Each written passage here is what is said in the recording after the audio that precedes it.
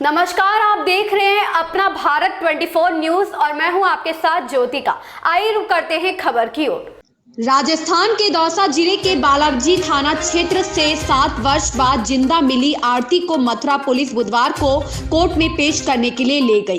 Court जाने से पहले आरती ने पहले पति पर अकेला छोड़ने का आरोप लगाया। वहीं उसकी हत्या के मामले में जेल में रह चुके पहले पति का आरोप है कि आरती खुद ही उसे छोड़कर चली गई थी।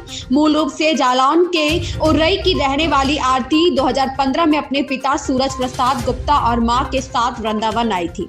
आरती माता पिता और भाई के साथ वृंदावन में एक धर्मशाला में रहने लगे।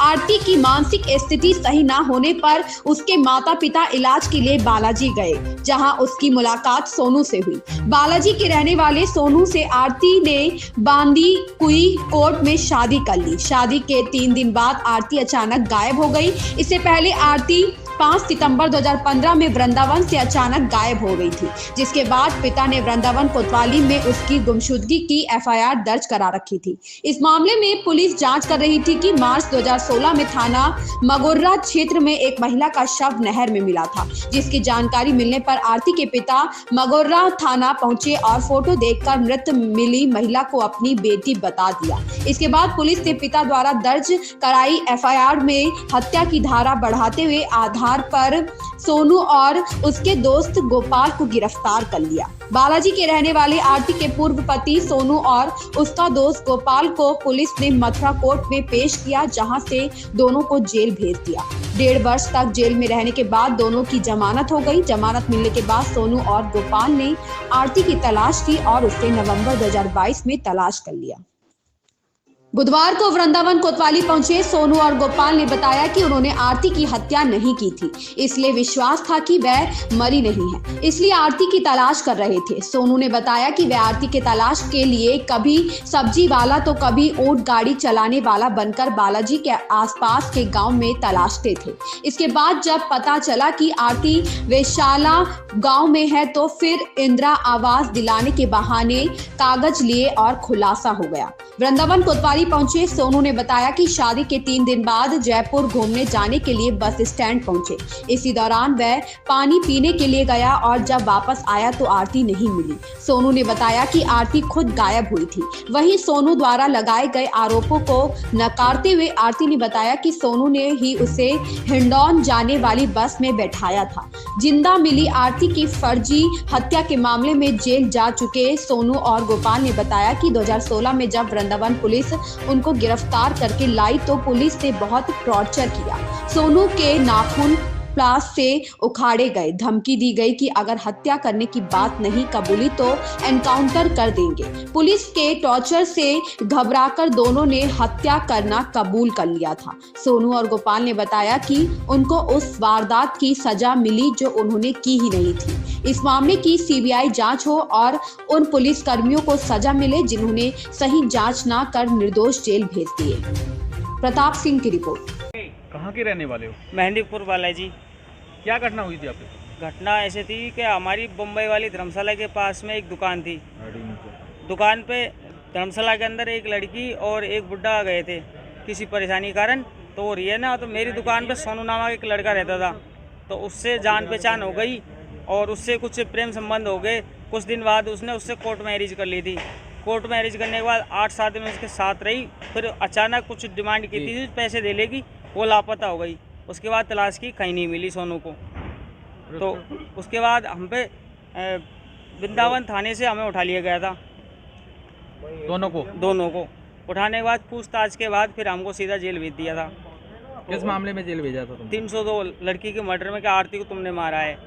तो हमसे ये साइन भी करवाया कि तुमने मारा है। हम साइन कर दिए क्योंकि पुलिस ने हमें टॉर्चर किया था। इस कारण हमने बयान दिए थे कि आरती को हमने शादी तो की लेकिन पता नहीं कहाँ है, ये भी बयान दिए थे हमने।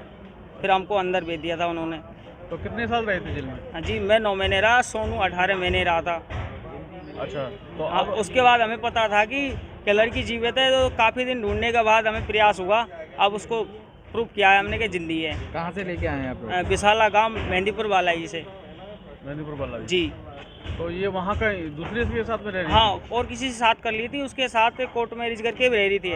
पहले सोनू के साथ करी, सोनू के 8-7 दिन के बाद उस दूसरे गांव में किसी के साथ कोर्ट मैरिज करके रह रही है। तो तुम्हें कैसे मालूम पड़ी कि वो वहाँ? हमने मारी नहीं, हमें ये प्रूफ था, एहसास था कि लड़की आप जिंदी है जी। विश्वास के साथ हमें मालूम थी, इसलिए हमने ढूंढा। जयपुर, अलवर, आगरा, ऐसी कोई भी जगह नहीं छोड़ी जहाँ नहीं ढूंढा हमने। 1 साल तक हमें ढूंढने के बाद दरवाजे मिले थे। गोपाल नाम है तुम्हारा? हाँ जी, गोपाल। सोनू। क्या घटना हुई है? घटना ये हुई थी, मैं इनके पास काम करता था, मैं नौकरी 10-12 साल हो गई मैं काम करता हूँ, बचपन से मैं रहता हूँ। मैं रहने के बाद में कुछ ऐसी जान पहचान हुई थी वहाँ पे दुकान पे। किससे जान पहचान हुई थी? लड़की से। क्या नाम है? आरती। फिर उसके बाद में मैंने 15 दिन रही थी लड़की वहाँ पे। उसके बाद में आ गई थी वृंदावन आने के बाद में जन्माष्टमी की रात को गई थी।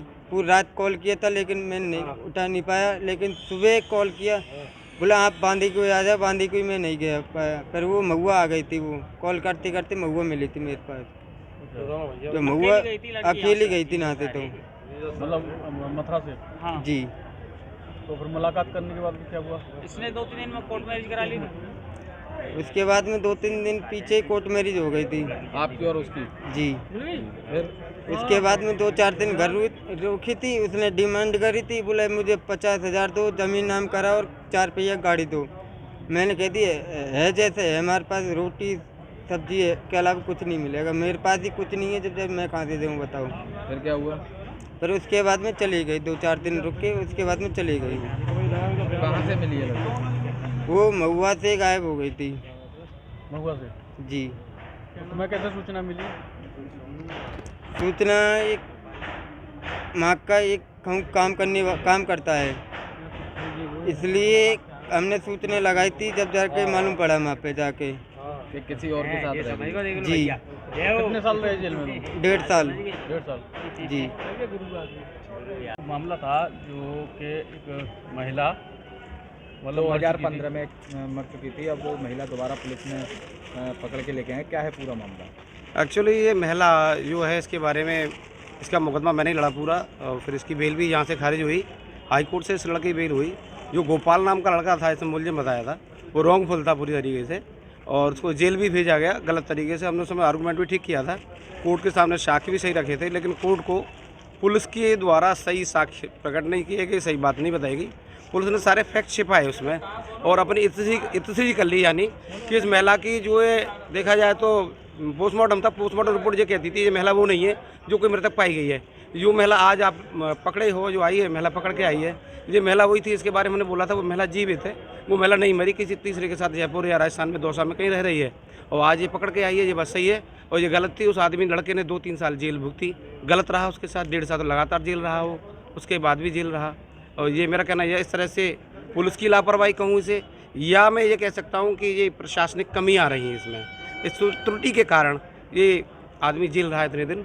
आज ये मिल गई है तो कम से कम उसके न्याय मिला उस आदमी को, देखा जाए तो मेरा कहना ये है। और इस तरह से हमें ध्यान देना चाहिए, पुलिस को भी, जनता को भी। गलत लोग जो गलत करते हैं उनके खिलाफ कार्रवाई भी करनी चाहिए हमें। इसमें दोषी को किस को ठहराया सर? मेरे हिसाब से तो इसमें सबसे बड़ी मिसप्लेस जो रहा परिवार वालों की शिनाख्त एंड पुलिस का रहा। पुलिस ने अपना जल्दी से मुकदमा निस्तारण करने के लिए ऐसा किया जो नहीं पुलिस को करना था। जो महिलाएं जो है, महिला तो ये देखा जाए तो इसको किसी थर्ड पर्सन के साथ शादी करके रह रही थी, गलत रूप में पकड़ी गई है। ये महिला भी दोषी है, लेकिन इसके परिवार वाले दोषी हैं। शेष वृंदावन पुलिस का इसमें रोल अच्छा नहीं था, उन्होंने इसको गलत किया मेरे हिसाब से तो। ऐसी ही खबर से जुड़े रहने के लिए देखते रहिए अपना भारत 24 न्यूज़।